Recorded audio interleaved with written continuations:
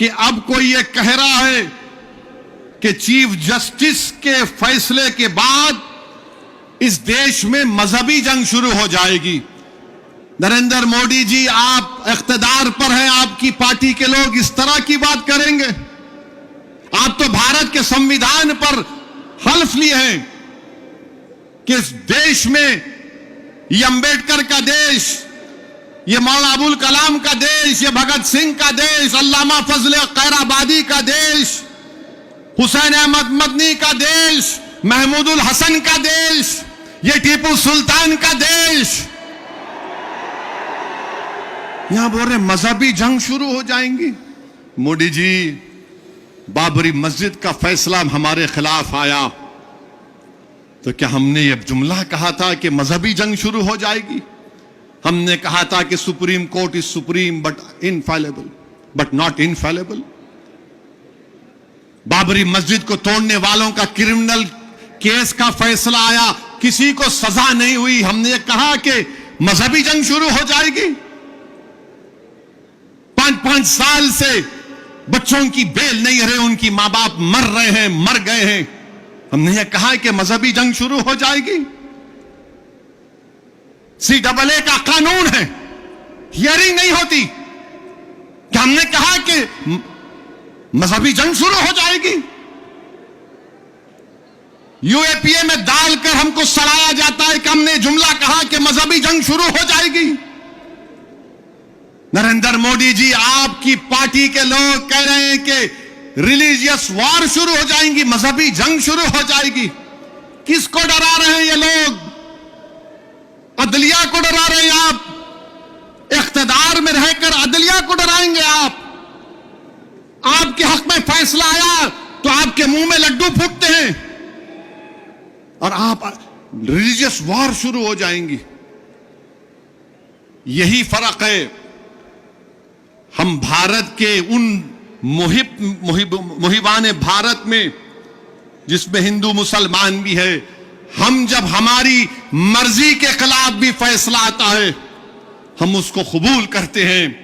इसलिए कबूल करते हैं कि हम कॉन्स्टिट्यूशनल मोरालिटी को मानने वाले हैं और ये संघ परिवार के लोग एंटी कॉन्स्टिट्यूशन के लोग हैं।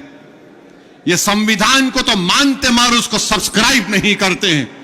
ये फर्क है भारत के असली नागरिक में और उन लोगों में जो नेशनलिज्म के झूठे दावे करते हैं और कहते हैं कि रिलीजियस वॉर, जो कहते हैं कि अगर कोर्ट कानून बनाएगा तो पार्लियामेंट को बंद कर दो।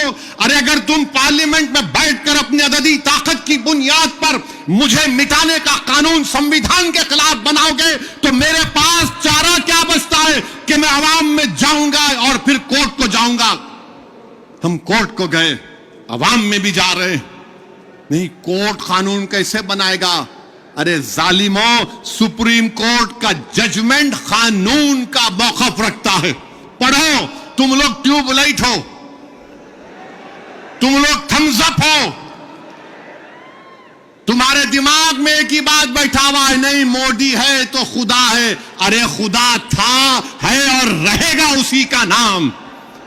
आइन है और रहेगा, मगर इस तरह धमकी देना अदालत को और फिर गवर्नर प्रेसिडेंट को बोल रहे हैं, उनको बोल रहे हैं अगर नहीं करे तो कानून बन जाएगा। अरे 142 क्या है प्यारे? 142 आइन का बनाने वाला अंबेडकर है। अंबेडकर में तुम्हारे से ज्यादा दूरअंदेशी थी। आप ये बोल रहे हैं कैसा बनाए, वो कैसा बनाए, हम ऐसा कर देंगे। मगर मेरे अजीज दोस्तों और बुजुर्गों, बीजेपी आइन पर एक फ्रॉड कर रही है और डरा रही है। रिलीजियस वार की धमकी बीजेपी दे रही है। मिस्टर मोदी, कौन रेडिकलाइज हो चुका है बताओ? आप सत्ता में आप हैं, आपके लोग रेडिकलाइज हो चुके हैं। इतना रेडिकलाइज हो चुके हैं कि कोर्ट को धमकी दे रहे हैं, रिलीजियस वार हो जाएंगी। मोदी जी, अगर ये धमकी देने वालों को आप नहीं रोकेंगे, देश कमजोर होगा और देश कभी भी माफ नहीं करेगा। आज सत्ता इख्तिदार आपके पास है, कल नहीं रहेगा इंशाअल्लाह ताला, कल नहीं रहेगा इंशाअल्लाह ताला।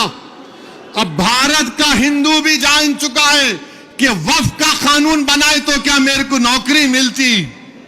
हिंदू जान चुका है कि मुसलमानों की नफरत को दिखाकर, मुसलमानों को डराकर वोट बटोरती आई बीजेपी। दिखाने के लिए कुछ नहीं है। 4.5-5% नौजवानों में बेरोजगारी है। उनके बेरोजगारी को दूर करने का कोई प्रोग्राम नहीं, मगर सिर्फ मुसलमानों को नफरत का निशान बना दो। तो मैं हमारे हिंदू भाइयों से भी अपील कर रहा हूं, जो आपके एंडोमेंट बोर्ड के लिए अच्छा है वो हमारे लिए भी अच्छा होना चाहिए। जो सिख गुरुद्वारा प्रबंधक कमेटी के लिए अच्छा है वो हमारे लिए भी अच्छा होना चाहिए। हमारा मुतालबा सिर्फ यही है कि हम अपनी वक्फ की जायदादों की हिफाजत कर सकें।